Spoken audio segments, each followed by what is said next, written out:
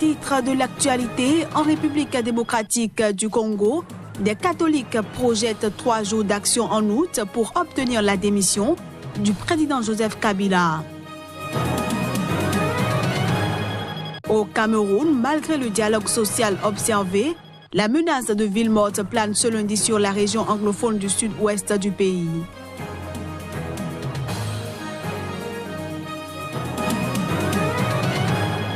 Et puis en Tunisie, un hommage a été rendu ce lundi aux 6 membres des forces de sécurité tués lors d'une attaque djihadiste revendiquée par une branche d'Al-Qaïda.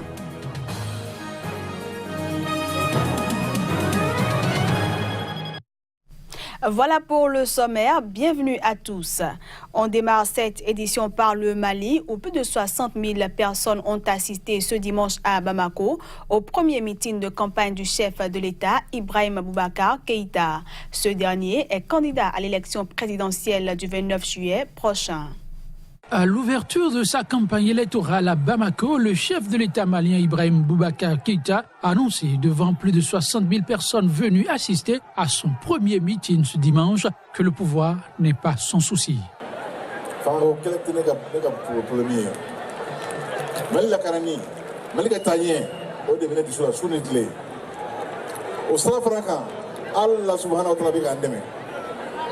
Ces propos du président Keïta, élu en 2013, ont été accueillis avec enthousiasme par ses partisans. Avec la fragilité du Mali, il n'y a aucune raison qu'on change.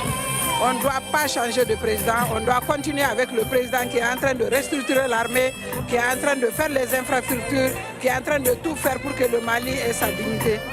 Je crois que le peuple malien n'a pas regretté de l'avoir choisi en 2013, parce que n'eût été lui, aujourd'hui, le Mali ne sera pas ce qu'il est. On ne saura pas nous retrouver comme on l'a fait aujourd'hui.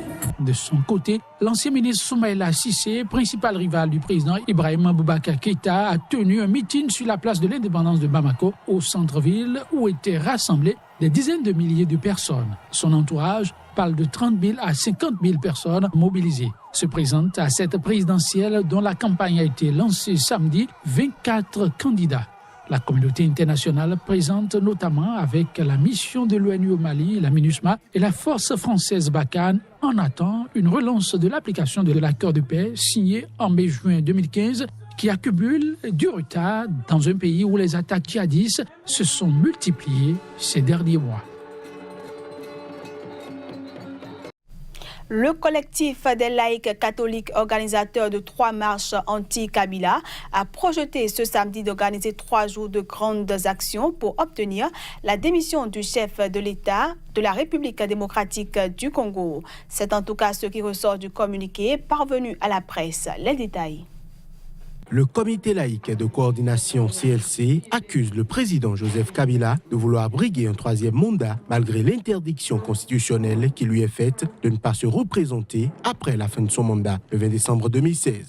L'heure est grave, la paix et la stabilité du pays ainsi que la sous-région étant menacée, le CLC lancera un appel à la mobilisation générale de toutes les forces vives de la nation pour ses premières grandes actions qui se tiendront le 12, 13 et 14 août 2018. Le collectif a décrété le mois d'août mois d'action combiné de marches pacifiques, des sit-ins, des villes mortes, des grèves générales et d'actions de désobéissance civile. L'objectif poursuivi est d'obtenir la démission du président Joseph Kabila et de son gouvernement devenus de véritables obstacles à des élections crédibles, transparentes et apaisées en RDC, a jugé le collectif. La plateforme électorale des partis au gouvernement d'union nationale autour du président Kabila a indiqué à la presse que le nom de son candidat sera connu avant le 8 août, selon l'un de ses porte-parole, le docteur Félix Kabangué. Le 8 août est le dernier jour d'enregistrement des candidatures à la présidentielle du 23 décembre. Pour rappel, la répression des manifestations anti-Kabila à l'appel du collectif des catholiques fin 2017 et début 2018 a fait 15 morts dans le pays.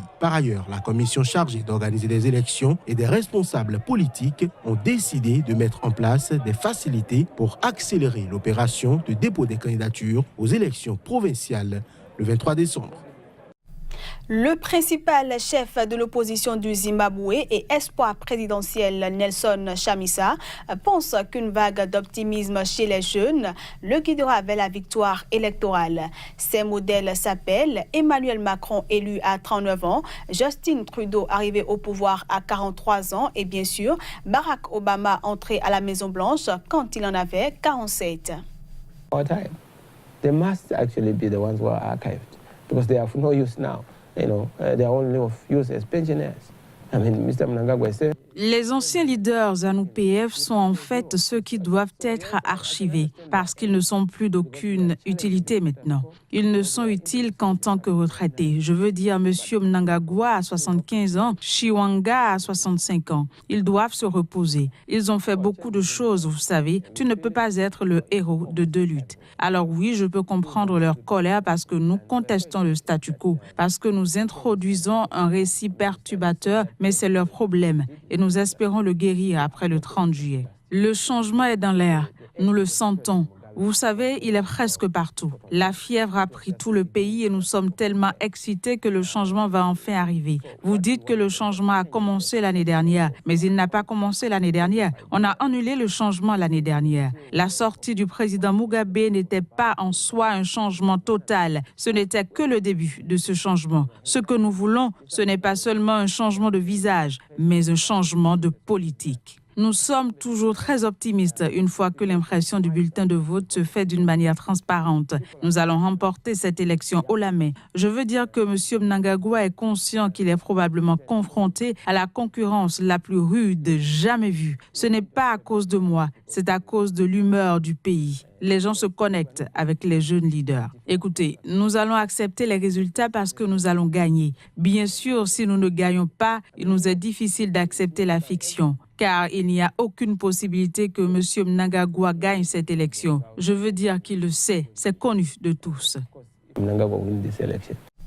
Allons à présent au Cameroun où la menace de ville morte plane ce lundi sur la région anglophone du sud-ouest du pays malgré le dialogue social observé. Cette situation est la résultante d'un appel aux villes mortes lancé depuis des jours par des sécessionnistes. Ces derniers invitent les populations à cesser indéfiniment toutes les activités chaque lundi. Mais le maire de la ville de Buea rassure les populations qu'il n'y aura pas journée morte et menace de représailles les sécessionnistes. Narcisse Oum pour le reportage. Malgré le dialogue social prôné depuis quelques semaines par les autorités camerounaises sur la crise anglophone, la ville de Buea vit au rythme des appels à la ville morte. Ce lundi 9 juillet, les populations du sud-ouest du Cameroun risquent d'observer une cessation d'activité en réponse à l'appel lancé par les sécessionnistes. Pour éviter cette énième ville morte qui plombe l'économie de cette région, le maire de Buea prône le dialogue et rassure. Nous voulons assurer la population qu'il n'y a pas de vie morte à Buea. Il y aura plus de vie morte à Buea ce lundi. Nous avons fait une entente entre les conducteurs des mototaxis, des taxis de ville et des transporteurs interurbains et dans l'ensemble avec les opérateurs économiques dans la ville qui nous ont assuré de leur volonté de faire joindre la mairie pour animer l'économie de la ville lundi. Nous avons demandé à toute la communauté économique de la municipalité de Buea de ne pas céder au message de sécession. Le premier magistrat de la ville avertit les propagateurs de la ville morte de faire attention parce que leurs activités sont illégales. Si les combattants séparatistes obligent les habitants à respecter la ville morte, il y aura une riposte. Lundi à Buea, nous pensons bien qu'il y aura un bras de fer et nous sommes prêts à le faire. Pour rappel, le 2 juillet dernier, la ville de Buea était témoin de l'absence de chauffeurs de taxi, de commerçants et la fermeture des petites entreprises. Les combattants séparatistes avaient organisé plusieurs confrontations et il est donc évident que la peur de l'inconnu soit possible. À noter, depuis le début de la crise en 2016, les habitants des régions anglophones du Cameroun vivent au rythme des villes mortes décrétées par les sécessionnistes. On reste au Cameroun où une vingtaine de médecins spécialistes venus de Douala, Yaoundé, de France et des États-Unis vont à la rencontre des communautés villageoises à Bangou, un village situé à l'est du Cameroun, et ce, pour apporter des soins et redonner du sourire aux populations démunies qui n'ont pas accès aux soins appropriés. À 67 ans comme moi là, il y a déjà des organes qui sont fatigués tels que la prostate, l'insuffisance cardiaque. Et j'ai beaucoup de courbatures, la fatigue, tout ça. Ce sont les mots qui m'ont amené ici. Je trouve cela très important que les techniciens se rapprochent, n'est-ce pas, des patients. Et je vais vous dire, pendant les 2 jours, il y a beaucoup de miracles qui se font opérer ici. Là. Beaucoup de malades se font dépister. Rien que les cas d'échographie que j'en ai fait ce matin, il y a eu des kystes mammaires. Il y a eu des hypertrophies de la prostate. Beaucoup de parents qui sont restés longtemps dans les fins fonds de campagne, juste parce qu'ils n'ont pas de moyens. Les Camerounais meurent très vite, très tôt, à 50 ans.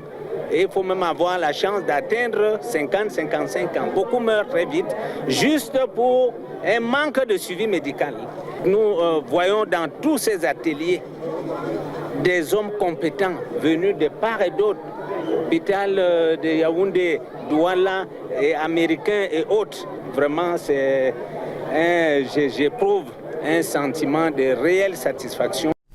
Au Maroc, à l'appel d'organisations de gauche et syndicales, plusieurs milliers de personnes ont manifesté ce dimanche à Casablanca.